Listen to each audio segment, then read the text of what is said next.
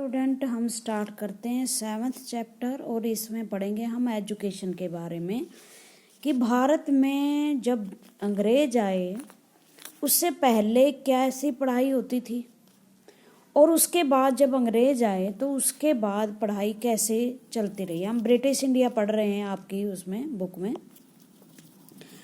तो अगर आप पीछे जाओ before Indians when British come in India, Bharat में जो पढ़ाई है हिंदूज में गुरुकुल सिस्टम था। मंदिरों में पढ़ाई होती थी, मठों में पढ़ाई होती थी, गुरुकुल्स में पढ़ाई होती थी। मुस्लिम्स जो हैं मदरसा में पढ़ते थे, दरगाह इसमें जो ये मुस्लिम्स की मदरसा होते हैं उनमें पढ़ रहे थे और जैन्स की, बुद्धिस्ट की अलग पढ़ाई थी। अब अंग्रेज आए तो उन्होंने देखा कि भारत में एक जैसे सिस्टम नहीं है और इस सिस्टम की वजह से भारत में जो उनको काम करने के लिए एम्प्लॉयज़ चाहिए, काम करने वाले नौकर चाहिए, पढ़े लिखे लोग चाहिए, क्योंकि बहुत सारे काम उन्होंने फैलाए थे भारत में और उनको करने के लिए एक ब्यूरोक्रेसी और एम्प्लॉयज़ की ज़रूरत थी उन्होंने, और इस वजह से पढ़े लिखे लोगों की उन्हें ज़रूरत पड़ी और उन्होंने एक एजुकेशन सिस्टम फॉर्म किया भारत में, जिसके द्वारा वो अपनी जो इम्पीरियलिज्म की आवश्यकताएं थी उनको पूरी कर सकें। वो क्या समझते थे भारत के एजुकेशन के बारे में कि भारत की जो इंडिया की एजुकेशन है उसमें कोई आधुनिक टेक्नोलॉजी और साइंस से जुड़ी नहीं हुई है। और ये सच भी था। जो हमारी एजुकेशन थी एशियंट पीरियड में, जब आप पहली शताब्दी में या बिफोर क्रिश्चियन ईरा में देखोगे, भारत की एजुकेशन पद्धति बहुत डेवलप थी। दूर दूर से लोग यहाँ पढ़ने के लिए आया करते थे, बहुत नॉलेज इस देश में थी। लेकिन बाद में जब हमारे रूलर चेंज हुए और जैसे मध्यकालीन आया, मिडिवल एज आई, मिडिवल एज में एजुकेशन का स्तर बहुत गिर गया। ठीक है। और जो एजुकेशन पद्धति हमारे देश में चली हुई थी वो शायद आधुनिक समय से मेल नहीं खाती थी, या यूँ समझ लीजिए कि गवर्नमेंट की आवश्यकताओं को पूरी नहीं कर रही थी। ओके। तो इस तरह से जो आधुनिक पैटर्न आप देखते हो, अच्छा है या बुरा ये हम बाद में बात कर लेंगे, वो एजुकेशन पद्धति हमें अंग्रेजों ने दी। एजुकेशन कैसे स्टार्ट हुई ये हम देखते हैं। In the earlier chapter, you have seen how British rule affected Raja and Nawabs, peasant and tribals. आपने देखा होगा 1857 की क्रांति जब हुई तो उससे पहले के जो चैप्टर वो बताते हैं कि ब्रिटिश रूल ने किस तरह से राजा और नवाबों के शासन छीने या उनको अपने अधीन किया। पीजेंट और ट्राइबल्स को लेकर जो पॉलिसीज हैं वो चेंज हुई। In this chapter, we also try to understand what implication it had for the lives of student. Student की शिक्षा कैसे प्रभावित हुई। For the British in India wanted not only territorial conquest and control over revenues, they also felt that they had a cultural mission. देखो, उस समय जब British आए थे तो वो अपने आप को दुनिया में सबसे ज़्यादा पढ़े लिखे मान रहे थे। ओके। इस वजह से वो ये समझ रहे थे कि भारत में उनका काम ना सिर्फ यहाँ शासन करना है, बल्कि यहाँ शिक्षा का प्रसार करना। और इवन ये तक कहते थे कि जो ब्रिटिश जो भारत जैसे देश हैं वो कल्चरली रूप से बहुत ही बैकवर्ड है, कल्चरली रूप से वो बैकवर्ड हैं। और अंग्रेज़ों का एक ड्यूटी है इंसानियत के नाते ईसाई धर्म की कि वो सारे संसार को सांस्कृतिक रूप से शिक्षित करे और सिविलाइज करे। उनकी कल्चर की, सिविलाइजेशन की परिभाषा क्या थी ये समझ से बाहर है। तो भारत ना तो असभ्य था और ना ही हम कल्चरल रूप से बैकवर्ड थे। ठीक है। हम कोई आदिवासी जंगलों में रहने वाले लोग नहीं थे। उनके देशों में जब बड़े बड़े साम्राज्य नहीं पनप रहे थे, छोटे छोटे शहरों पर छोटे छोटे राजा राज करते थे। हमारे यहाँ बहुत बड़े बड़े शासक राज करते थे। ओके। तो लेकिन जब उन्हें लगा तो वास्तव में भारत में जो सेंट्रल गवर्नमेंट थी, जो मुगलों का शासन था, वो कमजोर हो चुका था और भारत की जो शिक्षा और संस्कृति में विस्तार होना चाहिए था वो हो नहीं रहा था। इस वजह से ये एक धोखेबाजी की चीज़ें होती हैं कि हम जो है लोगों को सिविलाइज कर रहे हैं और ये हमारा मिशन है, बस अपने आप के अपने रूल को जस्टिफाई करने के लिए ऐसी धारणाएं बना देते हैं कि ये लोग काले हैं और ब्लैक का, ये वाइट का, सफ़ेद लोग जो ब्रिटिशेस हैं उनका दायित्व है कि ये उनको सिविलाइज करें, पढ़े लिखे बनाए, उनको वैल्यू सिखाएं, उनको शिष्टाचार सिखाएं। जबकि हमारे देश में तो शिष्टाचार बच्चे को जन्म से ही संस्कार सिखाए जाते हैं। तो वो एक अलग, उनकी एक अलग सोच थी। जब बाहर का कोई व्यक्ति आता है किसी देश के बारे में, वो जजमेंट करता है कल्चर के बारे में, तो वो अपने ही कल्चर को सर्वोपरि मानता है। ठीक है। What change were to introduce, तो उन्होंने क्या क्या चेंज किए। How are Indians be educated, civilised and made into what the British believe very good subjects. Good subjects यहाँ थोड़ा सा ध्यान दो, ये क्या है। उन्हें वो इंडियंस में ऐसी शिक्षा पद्धति स्थापित करना चाहते थे कि इंडियंस को सिविलाइज्ड बनाया जाए, खाने पहनने के तरीके सिखाए जाएं। ये आप कभी भी वो मत सोचना कि ये बातें उनकी सही हैं, वो उनका दृष्टिकोण था। और आप ये कभी मत समझना कि जब अंग्रेज नहीं आए थे तो हम अनसिविलाइज्ड थे। हम तब भी सिविलाइज्ड थे और बहुत ज़्यादा सिविलाइज्ड थे अंग्रेजों। सिविलाइजेशन का मतलब होता है अपनी ड्यूटीज पूरी करना, अपने माता पिता की सेवा करना, समाज के प्रति उत्तरदायित्व निभाना। और ये हम हिंदू सोसाइटी में या जो एशियंट पीरियड है भारत में, ये तो हमारे मूलभूत सिद्धांत हैं जीवन के। ये उनका दृष्टिकोण था कि वो हमें सिविलाइज्ड बनाना चाहते थे, अपनी तरह से कोट पैंट पहनना सिखाना चाहते थे। और वो हमें गुड सब्जेक्ट मैंने होती है प्रजा। देखो प्रजा का मतलब ये था कि आज डेमोक्रेसी है, आप सिटीजन हो देश के। प्रजा का मतलब होता है जब आप किसी राजा के अधीन हो। सिटीजन के पास राइट्स होते हैं, प्रजा के पास राइट्स नहीं होते, वो राजा की दया पर निर्भर करता है। तो अंग्रेज क्या थे, हमारे शासक थे और हम इनकी प्रजा थे। 1947 के बाद आप सिटीजन बने हो गई, उससे पहले तो आप ब्रिटिश सरकार की प्रजा थे। प्रजा मतलब प्रजा की एक हीन स्थिति होती है सिटीजन से, क्योंकि सिटीजन के पास सारे राइट्स होते हैं, उन्हें राजा से कोई मतलब नहीं होता। The British could find no simple answer to this question. British के पास इसका आंसर नहीं था कि वो किस तरह से हमें अच्छा नागरिक या सिविलाइज्ड बनाना चाहते थे। मतलब तर्क वितर्क के लिए कोई शक्ति नहीं थी, मैंने बताया ना। ये उनका दृष्टिकोण था।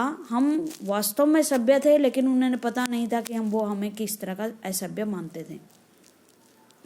तो डिबेट होती रही। अब यहाँ एक शब्द आया है, शब्द है लिंग्विस्टिक। लिंग्विस्टिक का मतलब है someone who know and study several language. वो व्यक्ति जो बहुत सारी भाषाओं का ज्ञान रखता है, उसे हम लिंग्विस्टिक कहते हैं।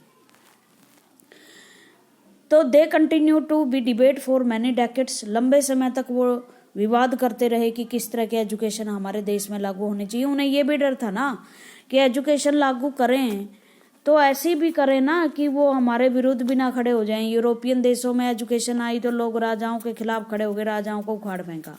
अंग्रेजों को भी ये लग रहा था ना कि एजुकेशन तो ऐसी होनी चाहिए जो उन्हें कर्मचारी तो बना दे ब्रिटिश गवर्नमेंट का, बट रहे मानसिकता उनकी गुलाम की। वो ये नहीं कि एजुकेशन से उनका दिमाग स्वतंत्रता की डिमांड करने लगे।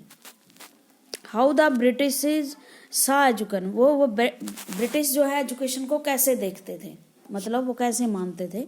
Late us look at what the British thought and did and how some of the ideas of education that we now take for granted involve in the last 200 year.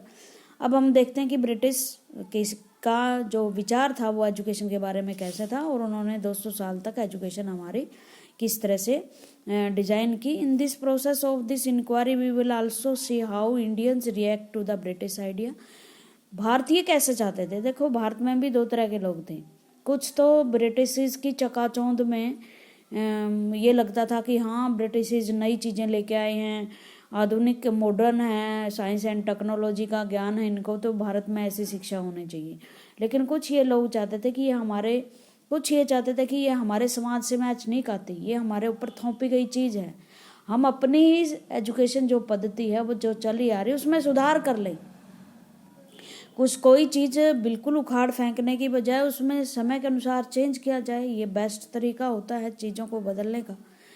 British idea पे भारत के क्या दृष्टिकोण थे? The traditional of orientalism, कुछ ऐसे थे। Orientalism का मतलब होते हैं वो लोग जो अपनी ये शिक्षा एजुकेशन जो है पूर्वी एजुकेशन या भारत के एजुकेशन को बनाए रखना चाहते थे। ट्रेडिशंस का मतलब होता है रीति रिवाज जो चली आ रही है चीज़ें। In 1783 a person named William Jones, नाम याद रखना William Jones, arrived in Calcutta, Calcutta पहुंचे। He had an appointment as a junior जज at the supreme court that the company had set up. Bharat में 1783 में सुप्रीम कोर्ट की स्थापना हुई कलकत्ता में और इसको एज ए जज बनाया गया। In addition to being the expert in law, Jones was a linguistic, कानून के तो जोन्स जानकार थे ही, साथ में बहुत सारी भाषाएं भी जानते थे। He had study Greek and Latin and Oxford at Oxford का तो आपको पता ही, लंदन में एक यूनिवर्सिटी है, बहुत फेमस पुरानी यूनिवर्सिटी है। उसने ग्रीक और लैटिन भाषाओं का अध्ययन किया था। वो फ्रेंच और इंग्लिश भी जानते थे। Had picked up Arabic from A friend, एक मित्र से उसने अरेबिक भी सीखी थी, जो भारत में उस टाइम काम किया जाता था अरेबिक भाषा में।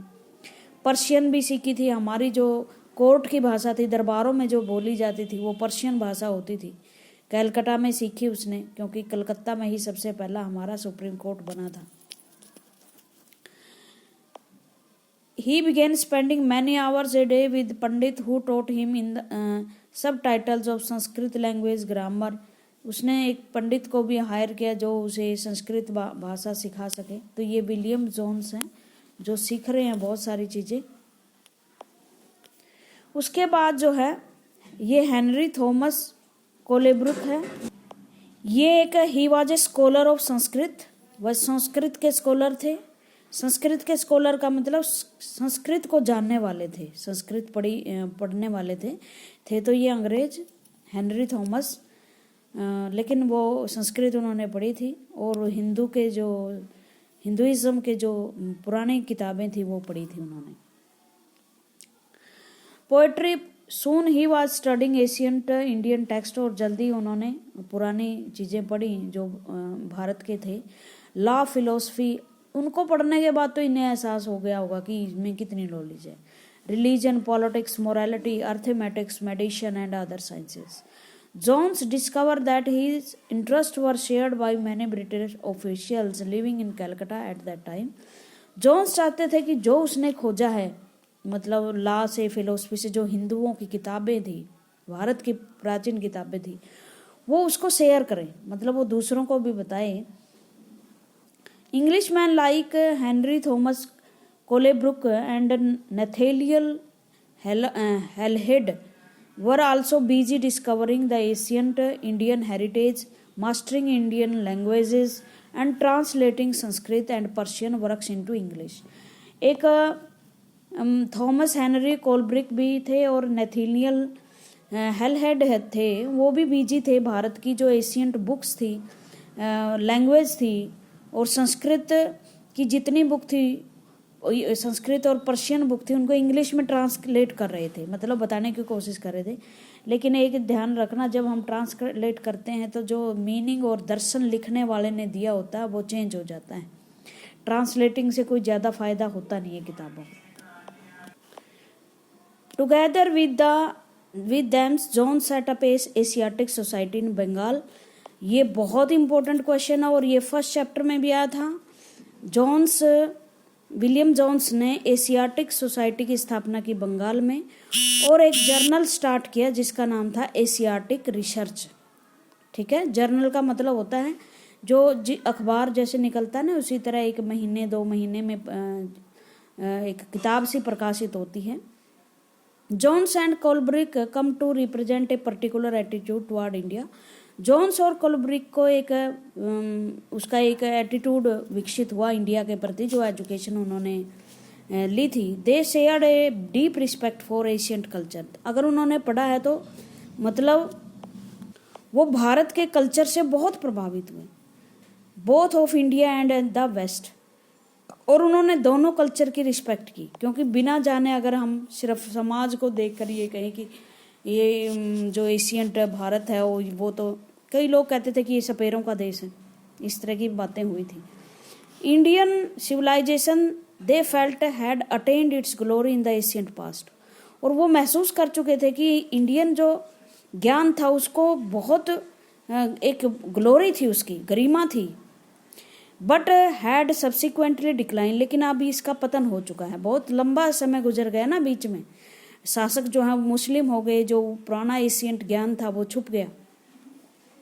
In order to understand India, it was necessary to discover the sacred and legal texts that were produced in the ancient period. और इन जरूरी था कि जो वर्तमान में नॉलेज छिपी हुई है, जो पुरानी बुक्स हैं कहीं कहीं पर, उनको डिस्कवर किया जाए, उनको खोजा जाए, ताकि एशियंट पीरियड का जो सारा ज्ञान है वो मिले। For only those texts who reveals the real ideas and laws of Hindu and Muslim, and only a new study of these texts could form the basis of future development in India. और उन्होंने ये लगा कि अगर ये text हमें मिलती हैं तो नए नए आइडियाज़ और कानून हिंदू और मुस्लिम के बारे में हमें मिलेंगे, और फ्यूचर में जो इंडिया में जो एजुकेशन का डेवलपमेंट होगा उसका वो बेस बनेंगे। So Jones and Colebrooke went about discovering Asian text. अब उन्होंने एशियंट बुक्स को ढूंढना शुरू किया, अंडरस्टैंडिंग देयर मीनिंग, उनका मीनिंग समझने लगे, उनको ट्रांसलेट किया इंग्लिश में, and making their findings known to other, और दूसरों को बताया कि हमें क्या मिला है, हम क्या जाने हैं एशियंट पीरियड के बारे में, ब्रिटिश हिंदुओं के या जो मुस्लिम्स ज्ञान था उसके बारे में। This project they believed would not only help in British learn from Indian culture, और उनको ये विश्वास था कि न केवल इससे ब्रिटिशर्स को भारत के बारे में जानने का पता चलेगा, मतलब वो इंडियन कल्चर को समझ सकेंगे। आप किसी देश के राजा बनना चाहते हो तो उस देश के लोगों को समझना भी तो आपको पड़ेगा, उनकी कल्चर आपको समझनी पड़ेगी। But it would also help Indian rediscover their own heritage and understand the lost knowledge. और उसके साथ साथ भारतीयों को भी हेल्प मिलेगी कि वो तो बहुत ही महान कल्चर के वारिस हैं और अपनी जो नॉलेज है खोई हुई वो उसको प्राप्त कर सकेंगे। इस वजह से उन्होंने जो बुक्स हैं और हेरिटेज थी इंडिया की वो ढूंढनी शुरू की, उनका मीनिंग निकालना शुरू किया ताकि वो भारतीयों के सामने और अंग्रेजों के सामने, दोनों के सामने वो खोया हुआ ज्ञान ला सके। In this process, the British would become the guardian of Indian culture as well as its master. इस तरह से जो ब्रिटिश थे वो भारत की कल्चर के मास्टर भी बन गए, गार्डियन भी बन गए। गार्डियन और मास्टर का मतलब ये है कि जिस तरह से चाहे उन्होंने अपने इतिहास को उसी तरह से तोड़ मरोड़ दिया, जिस तरह से इंटरप्रिटेशन करनी चाहिए वैसे ही उन्होंने कर दी। जैसे उन्होंने हड़प्पा संस्कृति के बारे में बताया कि जो आर्य थे वो बाहर से आए थे और यहाँ की जातियाँ वो दक्षिण भाग गई, और वो फिर जो भारतीय उत्तर दक्षिण का भेदभाव भारत में पैदा हो गया, जबकि ऐसा कुछ नहीं था। उत्तर भारत के लोग जो हैं वो ठंडे थोड़ी विषुवत रेखा से ऊपर आ जाते हैं, लाइन ऑफ कैंसर के पास आ जाते हैं, तो इस वजह से उनकी शक्लें अलग होती हैं। ये हर देश में होता है नस्ली भेदभाव। तो और इसकी वजह से हमारे यहाँ हमें कुछ फ़ायदा तो ये हुआ कि हमारी एशियंट ग्लोरी के बारे में हमने जाना, लेकिन नुकसान भी बहुत हुआ कि हम भेदभाव के शिकार हो गए। Influenced by such idea many company official argued that British ought to promote Indian rather than western learning. इस तरह के इन्फ्लुएंस जब इनका प्रभाव पड़ा एशियंट कल्चर का, तो उन्होंने ब्रिटिश चाहते थे, जो ऑफिशियल थे ये चाहते थे कि भारतीयों में वेस्टर्न लर्निंग ज़्यादा मतलब प्रमोट हो। British ought to promote Indian rather than western learning. भारतीय कल्चर को ज़्यादा प्रमोट करना चाहते थे बजाय कि वेस्टर्न लर्निंग के, They felt that the institution should be set up to encourage the study of ancient Indian text. इस तरह के जो लोग थे वो चाहते थे कि भारत में भारतीयों की शिक्षा, जो पुरानी शिक्षा, वो लागू किए जाए। जो लिटरेचर, जो टेक्स्ट, जो बुक्स है उनकी संस्कृत और पर्शियन लिटरेचर में है, जो पोएट्री हैं वो उनको पढ़ाई जाए। The official also thought that the Hindus and Muslim ought to be taught what they were already familiar with, और उनको वही पढ़ाया जाए जो उनके आदित हैं।